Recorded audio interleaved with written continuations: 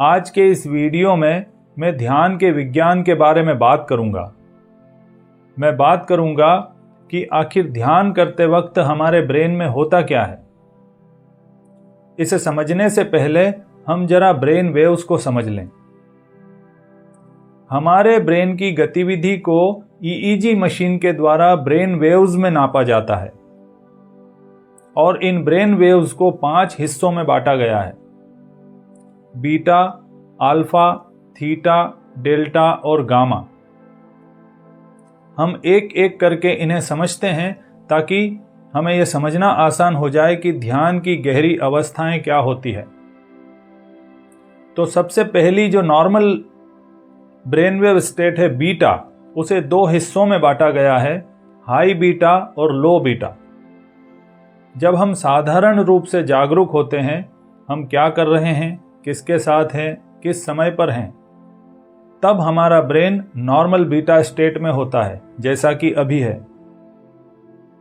और जब हम तनाव में होते हैं, चिंता में होते हैं, कोई स्ट्रेसफुल सिचुएशन क्रिएट हो जाती है, तो हमारा ब्रेन हाई बीटा में चला जाता है, यानी हम चिंता और तनाव में चले जाते हैं। और इसके बाद जो ब्रेन वेव आती है उसे अल्फा ब्रेन वेव कहते हैं। अल्फा एक रिलैक्सिंग स्टेट होता है। जब भी हम किसी चीज को पूरी तरह तल्लीन होकर करते हैं, जैसे टीवी देखते हुए, म्यूजिक सुनते हुए, मूवी देखते हुए, योगा, ध्यान या प्राणायाम करते हुए या कोई और क्रिएटिव काम करते हुए, जब हम किसी काम में पूरी तरह तल्लीन होते हैं तब हम रिलैक्स होते हैं। तब हमारा ब्रेन अल्फा स्टेट में होता है और ध्यान के द्वारा हम इस अवस्था में जाकर खुद को रिलैक्स कर पाते हैं। इसके बाद आती है थीटा।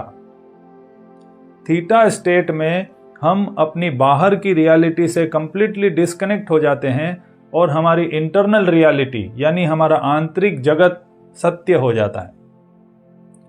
जब भी हम किसी घटना के बारे में उसे पूरी तरह डूब कर सोचते हैं, उसे जीने लगते हैं, तब हम हमारी आउटर रियलिटी से डिस्कनेक्ट हो जाते हैं और हम उसे जीने लगते हैं। हमारी आंतरिक रियलिटी रियल हो जाती है। इस वक्त हमारा ब्रेन थीटा स्टेट में होता है।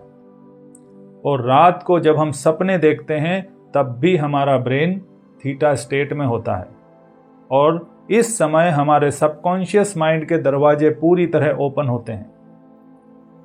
तो ध्यान के द्वारा इस अवस्था में जाकर हम अपने सबकॉन्शियस को यानी अचेतन मन को फिर से संस्कारित कर सकते हैं, रीप्रोग्राम कर सकते हैं।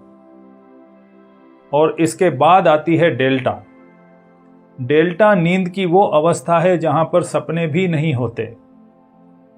ये एक परम शांति की अवस्था होती है और इस अवस्था को रिस्टोरेटिव स्लीप भी कहते हैं, क्योंकि नींद की इस अवस्था में हमारी बॉडी की हीलिंग और रिपेयरिंग होती है।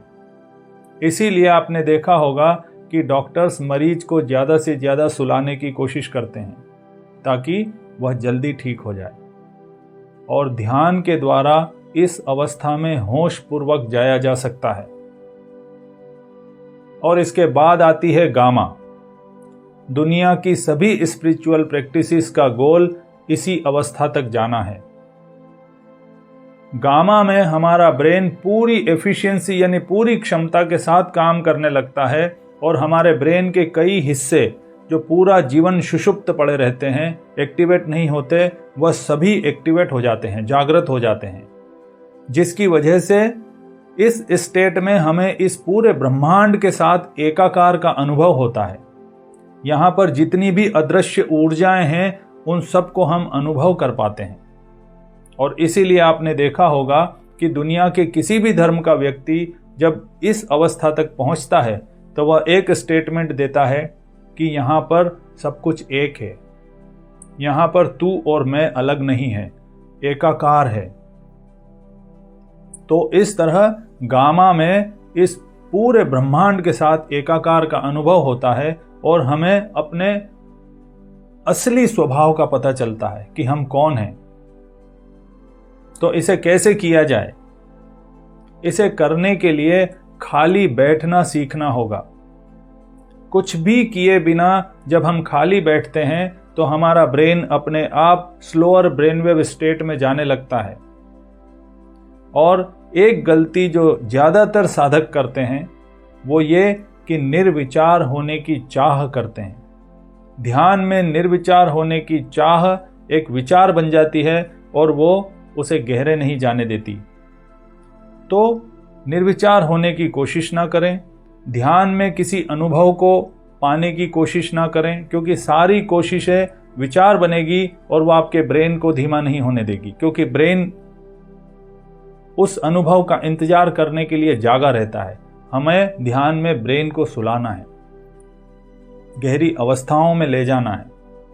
तो वर्तमान पल में जागे रहें, रिलैक्स होकर बैठे रहें।